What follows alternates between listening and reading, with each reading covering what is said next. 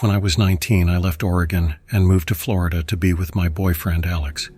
I'd imagined white sand beaches and Disney trips, but instead, I found swamps, bugs, and endless dirt roads. It was a major culture shock. We ended up in a tiny town called Oakdale, just outside Gainesville. This town had one stoplight and 4 stores, a general store, a grocery, a pharmacy, and a barbecue restaurant. It felt like the middle of nowhere. I got a job at Lacey's Pharmacy, a central spot in town next to the grocery store. Everyone shopped there, so I became a familiar face. A few months into the job, my manager called me into his office one day. Spread across his desk were about 30 or 40 letters, all addressed to me in careful handwritten script. He asked if I knew the person who'd sent them. I had no idea. He told me to open one, so I picked up a bright yellow envelope. Inside were 2 handwritten letters and a magazine cut out of a woman with long blonde hair just like mine. I started reading, glancing through the lines in confusion. The letters seemed to be a series of thoughts from someone imagining what it would be like to spend time with me. Many parts were unsettlingly detailed and focused on my hair, how it looked, how it would feel to touch, even how it might look in the moonlight. Certain lines were highlighted or underlined. My manager then asked if I knew a man named Daniel Everett. As soon as he said the name, I remembered. Daniel was a tall, awkward guy in his late 20s with thick glasses and frizzy hair. He came in often to pick up Diet Coke and medication for his mother. Occasionally, he'd make small talk while I rang him up, and sometimes he'd linger at my register or stare a bit too long. I'd chalked it up to poor social skills and never thought much of it. But 2 weeks earlier, he'd come up behind me and touch my hair. I gently pulled away and he'd apologized. I dismissed it as weird, but harmless. When I shared this with my manager, he told me they'd be banning Daniel from the store, and I could head home while they sorted it out. Confused, I left the pharmacy and drove back to my apartment.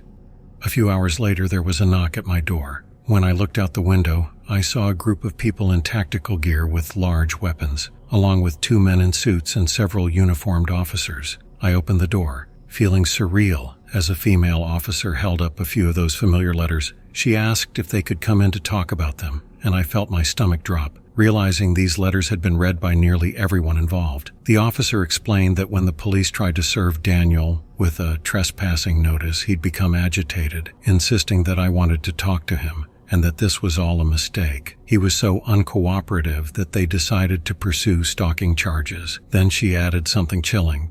Daniel had killed and partially dismembered his mother when he was 12, and had only been released from a psychiatric facility a few years before. The room seemed to spin as she continued, saying they'd found disturbing materials at his home, and believed he'd been following me.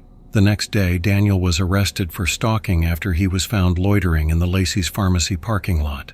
I never got to read all the letters in full, as they were quickly locked up as evidence. I didn't hear any specifics about what was found in his home, and I never learned the full scope of what he'd been doing. Alex was unsupportive and dismissive, so I packed up and left for Oregon a week later. Florida had shown me a side I'd never imagined, and I wasn't sticking around, especially with someone like Daniel fixated on me.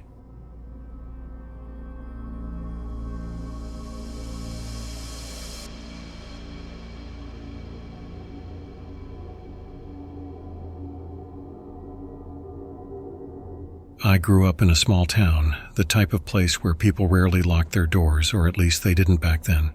One December night when I was about 14, I got a call to babysit for one of my regulars, a family with 3 young daughters. With holiday work parties in full swing, their mom was heading out for the evening. When I arrived, she went over the usual routine and mentioned the upstairs TV was broken, so after putting the girls to bed, I'd need to watch TV downstairs. After a while of playing games and reading stories, I got the girls settled in their beds and went downstairs to pass the time.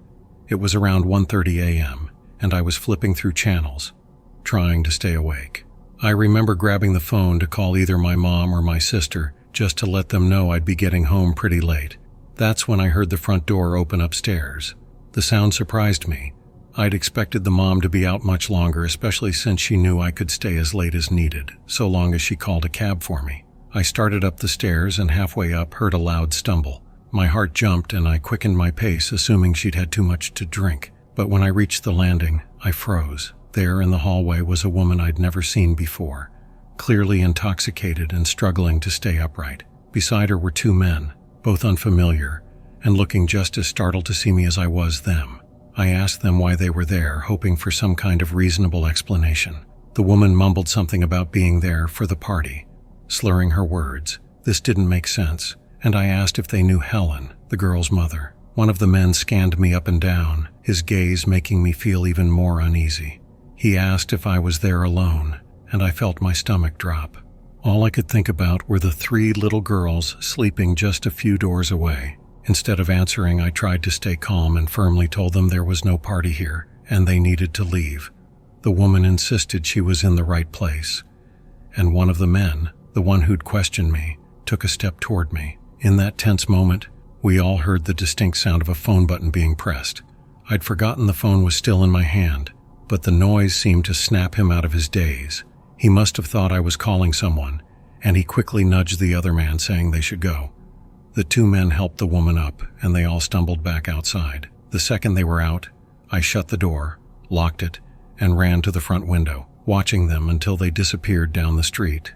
It wasn't just a mistake in house numbers, they'd kept walking well beyond this house. When Helen finally got home a couple of hours later, she seemed confused by the locked door. She was too tipsy to understand the full story, so I just said locking up made me feel safer. Looking back, I still can't believe I didn't tell her what happened, but in my mind, they hadn't done anything to those 3 strangers from that winter night. Let's not meet again.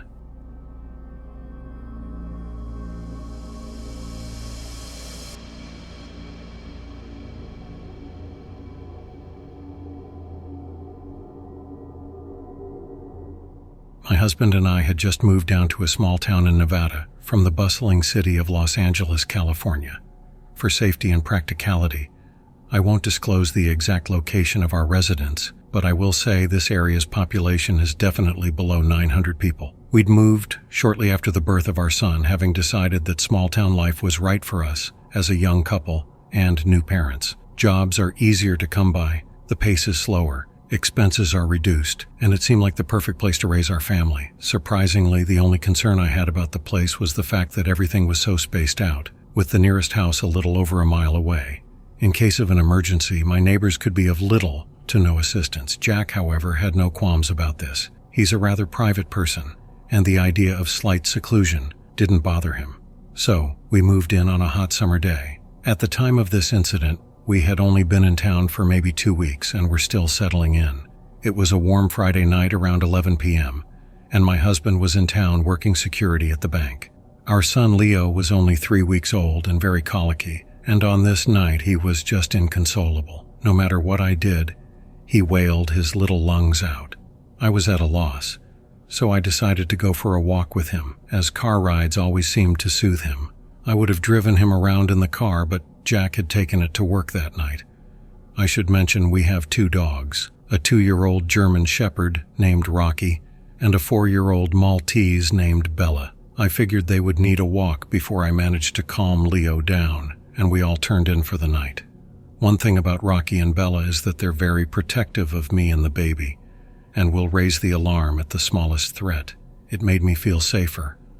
So I threw on their leashes, strapped the crying Leo to my chest, and headed out the back door, making sure my keys and phone were in my pocket. There's a winding, unpaved trail that starts a few feet to the left of our back porch and leads into a patch of tall trees. It's about a 10-minute walk, but I wasn't afraid, as I'd grown up taking hikes in the Topanga Canyon and going on camping trips in Big Bear as a child. The walk seemed to do the trick. Within a few minutes, the baby quieted down, and my dogs finally relaxed. They're always tense when Leo is fussing. I was just about to pass the wild shrubbery and tall grass before the fir trees when I felt resistance on the other end of the leashes. I glanced back, and Bella and Rocky were frozen, looking off to the right of the path with full attention. As a mother and a woman, this of course made me very uneasy, and I gently tried to coax them to keep walking. Both took a few steps, but Bella stopped again, her fur standing on end. Then Rocky began to growl, which freaked me out, because he's the more docile of the 2, and I'd rarely ever heard him growl. This time, I firmly whispered for them to move forward, and they hesitantly obeyed. At this point, I was beyond worried, as I had no idea what was out there making my dogs act this way. And even if I did, what could I possibly do with a baby, 2 dogs, and no protection? I decided to turn around and head home. Forget this whole situation. We'd been heading southwest, back the way we came, for about 2 minutes when a figure stepped onto the weathered path. There are no words to describe the icy, potent fear running through me at the sight of the small figure just a few feet in front of me. I'm about 5 feet 2 inches, and this person, or whatever it was several inches shorter than me, maybe about the height of an average 10-year-old. The creepiest part was that this person was wearing a pig mask, with the mouth crudely carved into a crooked smile, and smears of some dark liquid all over the face. I don't think it was blood. We stood there staring at each other for what felt like 30 seconds when, all of a sudden, Bella and Rocky launched themselves at this pig man, snarling and snapping at him aggressively. They almost looked rabid, and while it should have scared any normal person, it didn't seem to faze him. Pigman, as I'll call him from now on, looked down at my dogs with an almost curious expression, and I was just thankful that the leashes kept them from making contact. Meanwhile, I was trying to figure out how to get out of the situation without panicking. To my surprise and relief, the baby hadn't gotten scared and started crying through all the noise. He was just cooing softly. Finally, Pigman seemed to notice Leo strapped to my chest, and maybe he had some sense of morals. He made a strange, almost wailing sound, and darted back the way he came, moving through the tall grass and wild brush until I couldn't see him anymore. I didn't wait to see if anything else would happen. I turned and ran all the way home. It's true what they say about adrenaline. It can make you do amazing things. Here I was, still recovering from childbirth, with a baby strapped to my chest, holding 2 dogs, and I managed to full-on sprint in the near-pitch darkness. The usual 10-minute walk took me only about 3, and when I got home, I double-locked the doors, closed all the windows and curtains, and waited for my husband to get home. Rocky and Bella were my little saviors that night, and I thank God for them protecting my family. Without them, I would have had no idea that figure was there until it was too late. I don't know what would have happened if I hadn't brought them along. They got extra love and treats for months after that, and to this day, I never go outside alone at night. I don't know who or what that masked figure was, but I'm just glad I got my baby, my dogs, and myself away from it.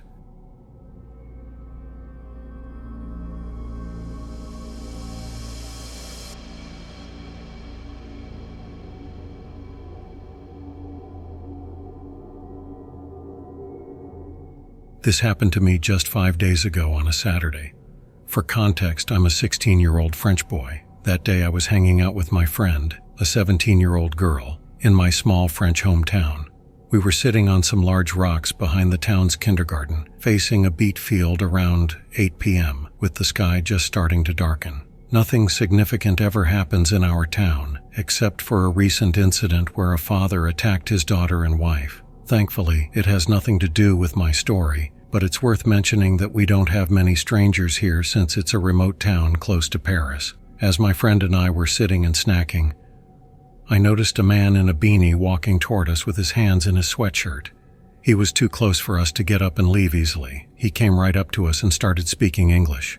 My friend doesn't speak English, so she didn't understand, but he quickly noticed I did and attempted to shake my hand, which I declined.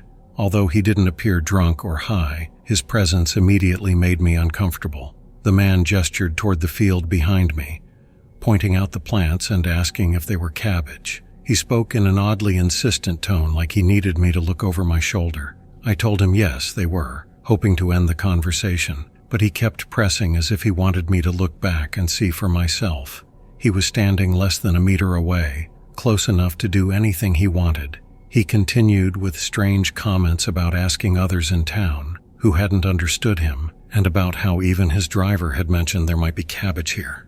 Then he patted my shoulder, moved behind me, crouched at the edge of the field, and urged me to come see for myself if it was cabbage, even though I'd already told him several times that it was. At this point, I just wanted him gone, so I said it was cabbage, hoping he'd move on, even though I knew it wasn't. It just looked similar enough. The moment I saw a chance to get out of his reach, I quickly told my friend to grab her bag and run. At first, she thought I was joking, but when she saw me running, she followed. We got about 20 meters away, and I noticed him beginning to walk after us, but he soon disappeared behind the kindergarten. Both of us felt deeply unsettled and decided to go home. We said goodbye and went our separate ways. To get home, I had to pass the elementary school, which was next to the kindergarten. Suddenly, I saw the man again, coming from the road between the field and the kindergarten, his phone out in his hands. I quickly turned back and went to my friend's house instead, where her dad drove me home. Later that night, my friend and I discussed the situation. We couldn't shake the feeling that this might have been an attempted kidnapping or something equally disturbing, especially since we'd never seen a stranger like him, someone who didn't speak a word of French. The way he left so quickly when we ran made me feel like his whole cabbage story was just a distraction. That night I mentioned the incident to another friend who lives in town, and he told me this guy had been seen around town earlier, acting strange. While it scared us, I still wonder if we overreacted, but my instincts told me to get away. To the creepy stranger who made me feel like I was in a horror movie, let's not meet again.